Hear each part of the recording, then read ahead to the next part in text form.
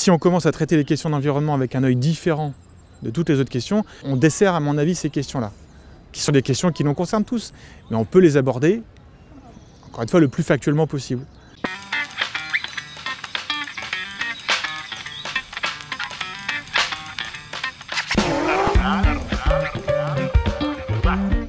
Benjamin Bourgine, rédacteur en chef de France Bleu Isère, à Grenoble, radio locale de Radio France.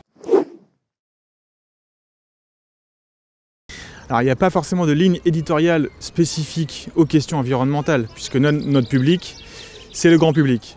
Donc on doit d'abord parler au plus grand nombre sur des sujets très concernants. Il se trouve qu'aujourd'hui, évidemment, l'environnement, les questions environnementales sont des sujets extrêmement concernants. Donc on n'a pas de rubrique spécifique, nous, les journalistes de France Bleu Isère, sur l'environnement, parce que c'est un sujet en fait qui transparaît, qui transpire même, je dirais, dans toute l'actualité. Vous ne trouverez pas, je pense, de rédaction de France Bleu en capacité d'avoir un journaliste entièrement dédié aux questions environnementales, parce qu'on est des équipes trop petites par rapport à notre zone de service. Donc on a forcément des gens qui s'intéressent à cette question-là, qui vont avoir une appétence plus forte, mais je ne peux pas dédier quelqu'un uniquement à ces questions-là. Là, ça dépendra du sujet.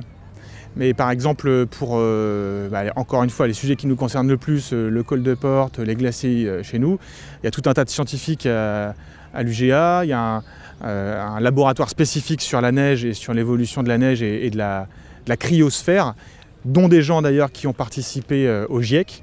Donc ces gens-là sont des bonnes personnes ressources qui sont non seulement ici, près de chez nous, qui sont dans notre territoire, et qui en plus ont une facilité de parler dans les médias parce qu'ils connaissent cette matière-là aussi.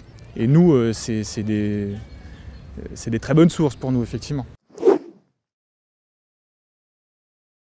On a, nous, à France Bleu Isère spécifiquement, évidemment, un cadre ici qui est très concerné par ces changements climatiques, peut-être un peu plus qu'ailleurs, parce qu'en montagne, on ressent le changement climatique plus vite et plus fort qu'ailleurs, sur évidemment la fonte des neiges, sur les éboulements qu'on voit dans certains massifs montagneux. Et toutes ces questions-là, elles sont très prégnantes. Donc nous, on les traite beaucoup plus souvent.